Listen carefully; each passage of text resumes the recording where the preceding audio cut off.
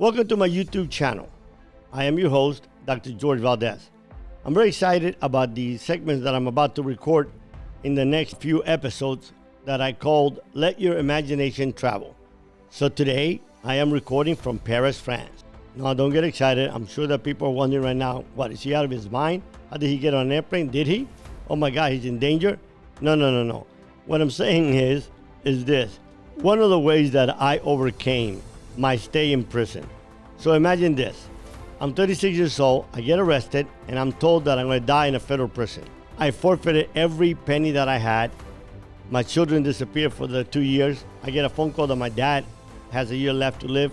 Immediately, I begin to think that, hey, there's no way I'll be able to bury him.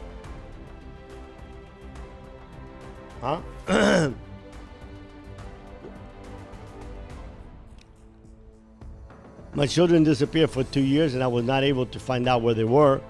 And get a phone call that said that my father had a year left to live, and immediately he was my best friend in the whole world.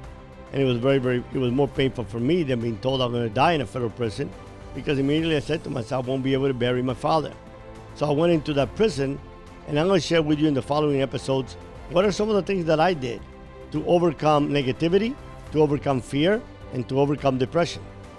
So one of the things that I'm going to share today, as I call it, recording from Paris, is I began to let my mind travel.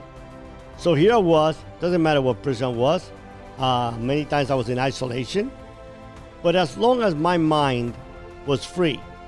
See, here's the thing.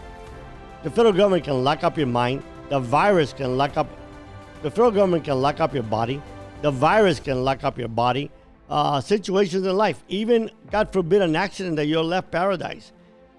An accident that you're left, God forbid, an accident where you're left paralyzed.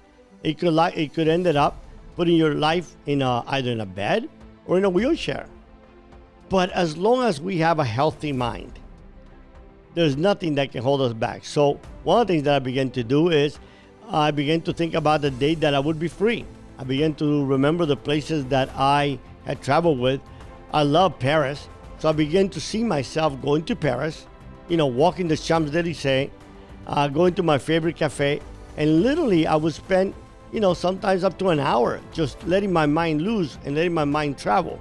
And this is something that was really, really helpful, because for that moment in time, I was not in that cell anymore. So as we look at this virus today, and you're feeling caged in, because you have to stay at home for a month, maybe 2 months, start thinking about the fact that, listen, it's only your body. Your mind cannot be caged in. So therefore, let your mind travel. Remember the places you've been. Sometimes it's good to remember the places you've been when you really had nothing in life. The things that you did with your parents when you were little. The places that you visited that had a great impact on your life. The places that you visited with your family that were very, very memorable.